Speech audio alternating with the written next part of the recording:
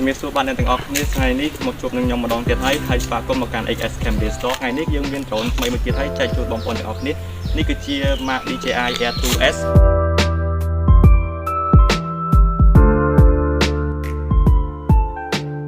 ដូច្នេះហើយខ្ញុំនឹងบอกនាំបងប្អូនទាំងអស់គ្នាទៅមើលអំពីការប្រើប្រាស់នៅ drone DJI Air 2S ទាំងអស់គ្នា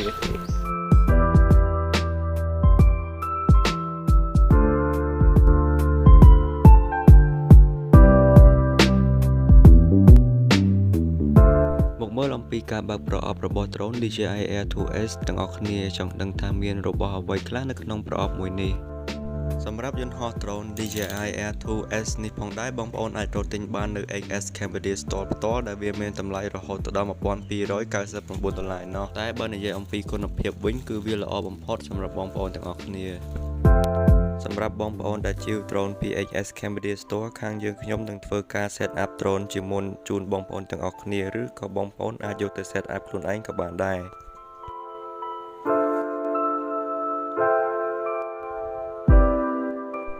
នៅពេលបងប្អូនបើកប្រអប់របស់ drone មកបងប្អូននឹងបានឃើញដូចជាប្រអប់ទូចមួយសម្រាប់ដាក់ដូចជាស្លាបនិងដូចសាក់របស់ tele និងរបស់សកួរផ្សេងៗបន្ទាប់មកទៀតបងប្អូននឹងបានឃើញកាតាបយោដៃរបស់ drone ផ្ទាល់តែម្ដង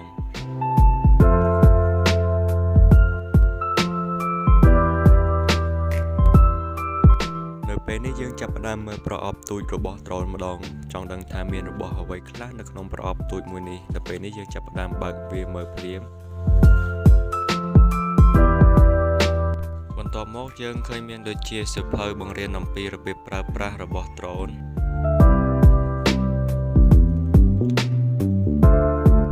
និងមានរបស់ជាច្រើនទៀតខ្ញុំនឹងប្រាប់អ្នកទាំងអស់គ្នាតាមលំដាប់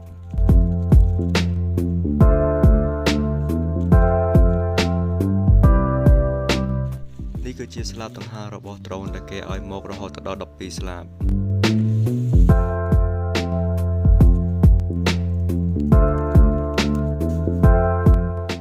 នៅក្នុងប្រអប់ទូចមួយនេះមានកញ្ចក់កាមេរ៉ាសម្រាប់ផ្លាស់ប្ដូររហូតដល់4គ្រាប់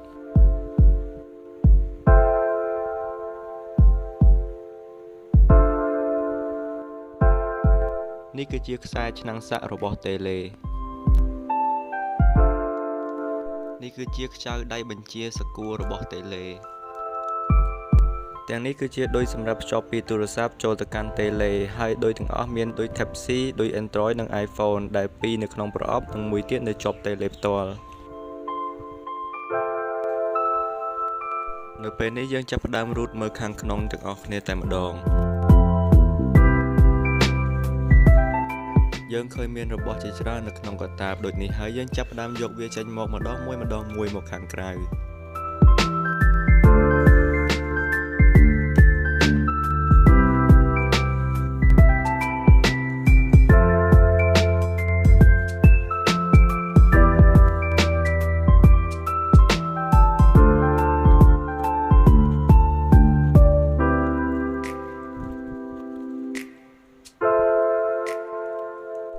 នៅពេលនេះយើងចាប់ផ្ដើមមើលប្រអប់ពណ៌ខ្មៅមុនដំបូងចាប់ផ្ដើមបើកប្រអប់ទាំងអស់គ្នាដើម្បីមើលតើមានអ្វីខ្លះនៅក្នុងប្រអប់ពណ៌ខ្មៅមួយនេះ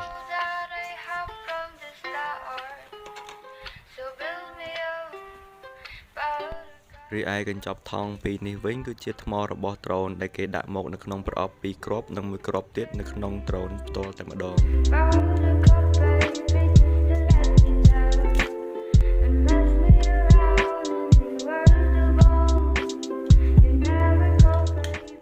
នេះគឺជាដុំនិងខ្សែសាក់របស់ថ្ម drone រីឯដុំតូចនេះវិញខ្ញុំនឹងហែកវាឲ្យអ្នកទាំងអស់គ្នាមើលសម្រាប់ដុំមួយនេះវិញគឺយើងទុកដាក់តាមខ្លួននៅពេលដែលទូរស័ព្ទយើងអស់ថ្មយើងអាចយកដុំហ្នឹងមកដោតជាមួយថ្ម drone របស់យើងហើយយើងអាចយកដូច USB មកដោតខាងក្រោយនេះដើម្បីសាក់ទូរស័ព្ទរបស់យើងបានសម្រាប់របស់នេះវិញគឺជាដុំសាក់ថ្មរបស់ drone របស់យើងដែលយើងអាចសាក់ថ្ម drone រហូតដល់3គ្រាប់ក្នុងពេលតែមួយ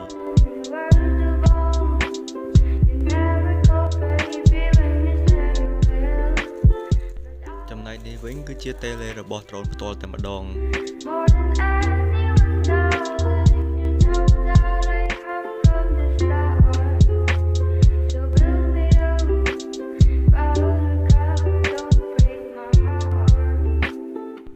ចុងក្រោយនេះគឺជារូបរាងរបស់យន្តហោះដ្រូនផ្ទាល់តែម្ដង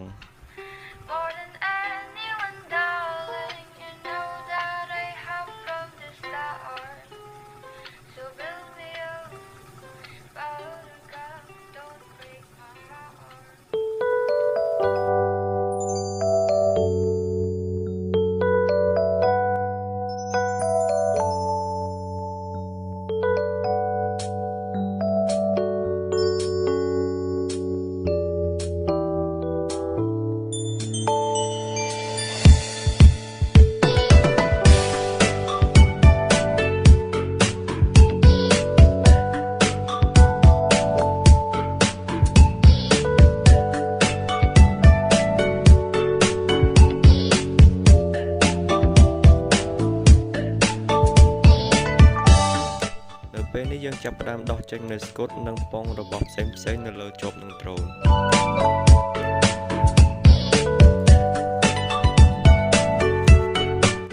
សម្រាប់ដៃរបស់ដ្រូនវិញគឺយើងកាច់ចេញក្រៅសម្រាប់ដៃខាងមុខនិងកាច់ចុះក្រោមសម្រាប់ដៃខាងក្រោយ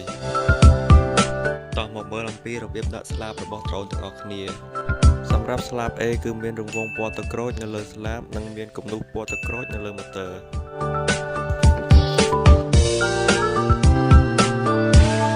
សម្រាប់ការដាក់ស្លាបយើងដាក់ស្លាបវាចូលហើយបន្ទាប់មកយើងសកត់វាចុះក្រោមហើយយើងបវល់ម៉ូទ័រទៅខាងស្ដាំបើយើងចង់ដោះវាចេញគឺយើងសកត់ស្លាបចុះក្រោមបន្ទាប់មកយើងបវល់ម៉ូទ័រមកខាងឆ្វេងគឺរួចជាការស្រេចនៅពេលនេះយើងដាក់វាជាប់នឹងដ្រូនទៅសម្រាប់ស្លាប B គឺមិនមានរង្វង់ពណ៌ទឹកក្រូចនៅលើស្លាបនិងមិនមានគំនូសពណ៌ទឹកក្រូចនៅលើម៉ូទ័រនោះទេនៅពេលនេះយើងចាប់ផ្ដើមដាក់ស្លាបរបស់ដ្រូនទាំងអស់ម្ដងមួយ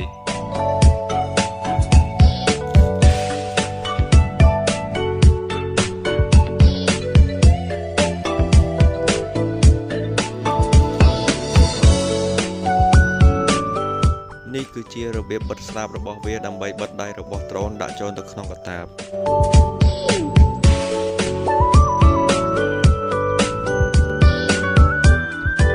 នេះគឺជារូបរាងរបស់ដ្រូននៅពេលដែលយើងដាក់ស្លាបហើយយើងបិទដៃរបស់វា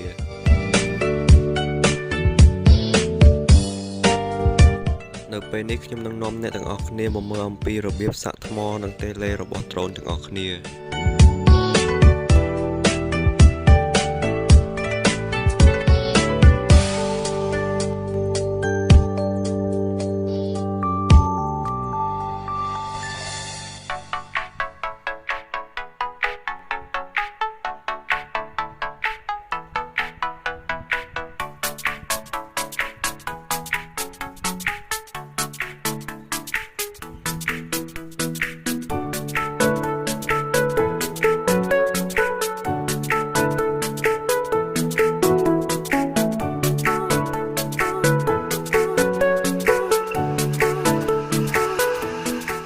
របស់ថ្មីបងប្អូនត្រូវការសាក់ថ្មរយៈពេល5ម៉ោងសម្រាប់ថ្មតេឡេនិងថ្មរបស់ដ្រូន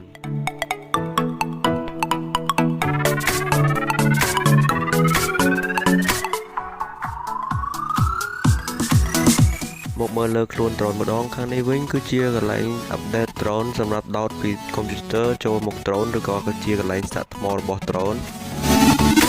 បើមកខាងទៀតវិញនេះគឺជាកន្លែងដាក់ memory របស់ដ្រូនដើម្បីផ្ដិតយករូបភាពចូលក្នុង memory ទូរស័ព្ទដៃនិងកុំព្យូទ័រ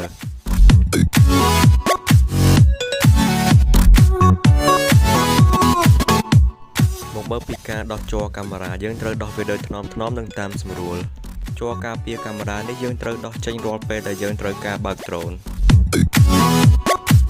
បើយើងចង់ដាក់ជ័រកាមេរ៉ានោះចូលវិញយើងត្រូវដាក់ឲ្យចូលកលៈពីខាងលើរបស់វាបន្ទាប់មកយើងសកត់ខាងក្រោមឲ្យខ្លាំងមកវានឹងចូលកលៈរបស់វា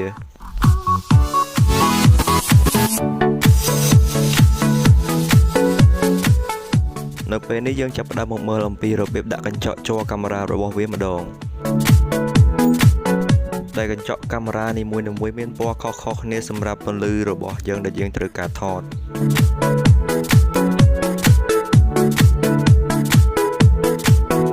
សម្រាប់ការដោះកញ្ចក់កាមេរ៉ានេះដែរយើងកាច់វាមកខាងឆ្វេងសម្រាប់ដោះវាចេញនិងកាច់វាទៅខាងស្ដាំសម្រាប់ដាក់វាបញ្ចូលវិញ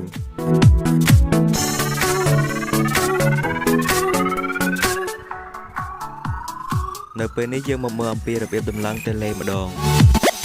យើងនឹងបានឃើញដៃបញ្ជារបស់តេឡេនៅខាងក្រោមយើងឆ្កឹះវាមកយើងនឹងបង្វិលវាមកដាក់នៅក្នុងកន្លែងបញ្ជារបស់វាសម្រាប់ដៃបញ្ជាមួយខាងទៀតក៏ធ្វើដូចគ្នាដែរ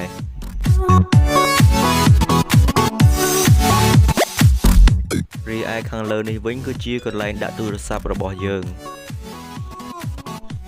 ចាប់ផ្ដើមយកទូរស័ព្ទរបស់យើងមកដោយសារទូរស័ព្ទខ្ញុំគឺជាដូច Type C ដូចគ្នាហើយខ្ញុំនឹងយកដូច Type C ដូចគ្នាមកដោតជាមួយ tele របស់ drone និងទូរស័ព្ទរបស់ខ្ញុំ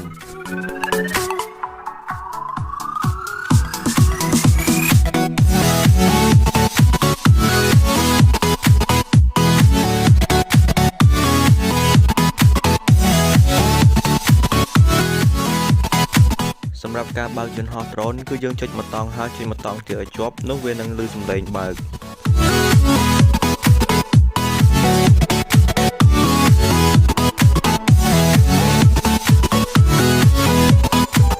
នៅពេលដែលយើងបើក drone យើងត្រូវដាក់វានៅកន្លែងរាបស្មើដើម្បីឲ្យកាមេរ៉ារបស់វាដំណើរការ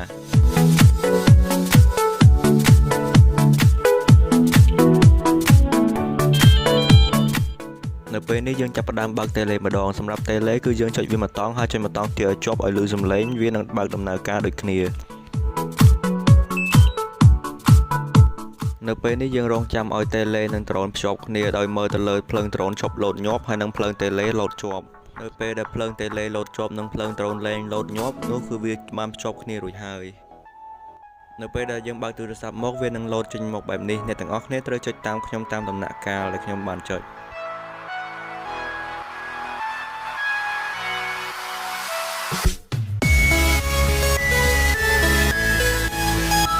ការអាប់ដេតទាំងអស់យើងត្រូវរងចាំវារយៈពេលកន្លះម៉ោងឬក៏តិចជាងនឹង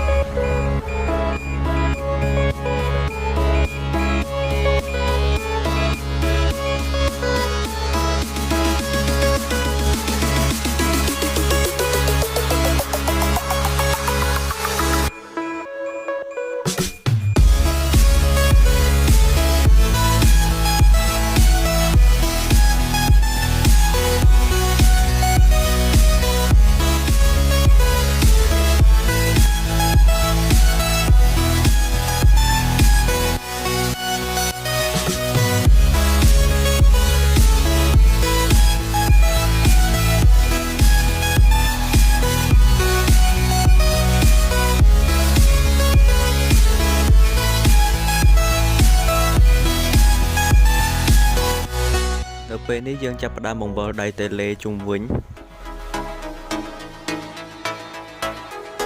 ហើយនឹងបង្វិលដៃខាងនេះចុះក្រោមឡើងលើ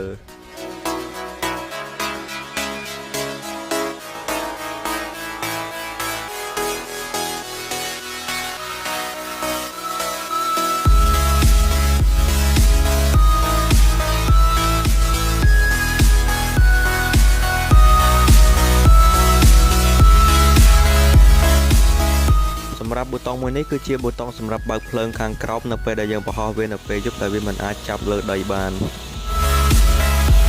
សម្រាប់ប៊ូតុងមួយនេះវិញនៅពេលដែលយើងចុចជាប់វានឹងហោះត្រឡប់មកទីតាំងដើមវិញនៅពេលដែលយើងចុចប៊ូតុងវានឹងផ្អាកសកម្មភាពពេលដែលហោះមកវិញ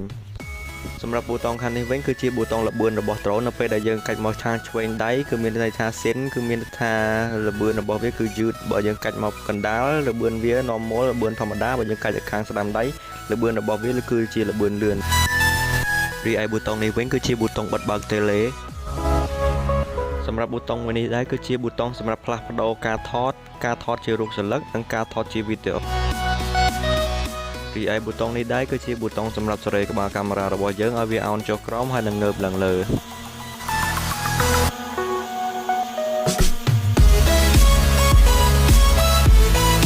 រីឯប៊ូតុងខាងក្រោយនេះវិញគឺជាប៊ូតុងសម្រាប់ថតរូបសន្លឹកនិងវីដេអូ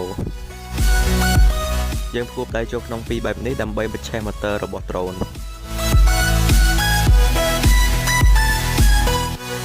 បើយើងអូសដៃខាងឆ្វេងចុះក្រោមម៉ូទ័ររបស់ drone នឹងឈប់វិល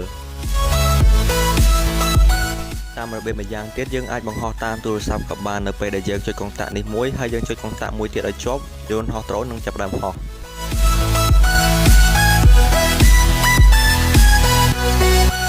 តាមរបៀបដដែលបើយើងចង់ឲ្យយន្តហោះដ្រូនចុះក្រោមវិញយើងចុចប៊ូតុងនេះមួយហើយបើចុចប៊ូតុងមួយទៀតឲ្យជាប់យន្តហោះដ្រូននឹងហោះចុះក្រោមវិញ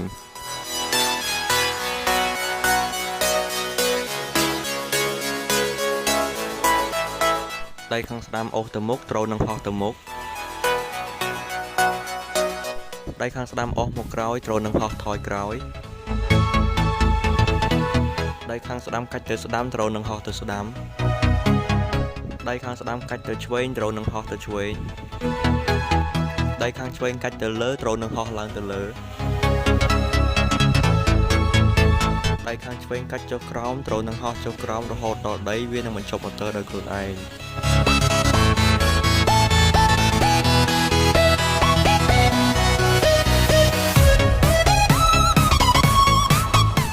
ដៃខាងឆ្វេងកាច់ទៅខាងឆ្វេងដ្រូននឹងហោះបង្វិលក្បាលទៅខាងឆ្វេងដៃខាងឆ្វេងកាច់ទៅស្ដាំដ្រូននឹងហោះបង្វិលក្បាលទៅខាងស្ដាំ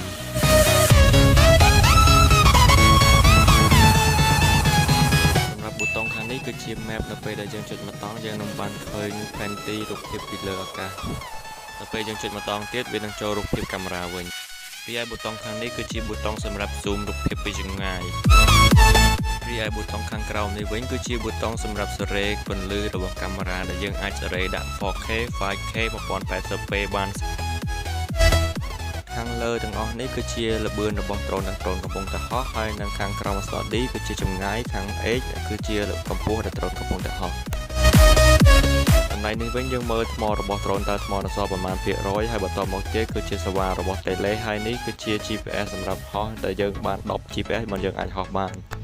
សម្រាប់ខាងនេះវិញ setting វាគឺមានច្រើនដូច្នេះហើយខ្ញុំមិនអាចបង្ហាញបងប្អូនទាំងអស់បានទេដូច្នេះបងប្អូនអត់យល់កន្លែងណាបងប្អូនអាចឆាតមកខាង Facebook Page បាន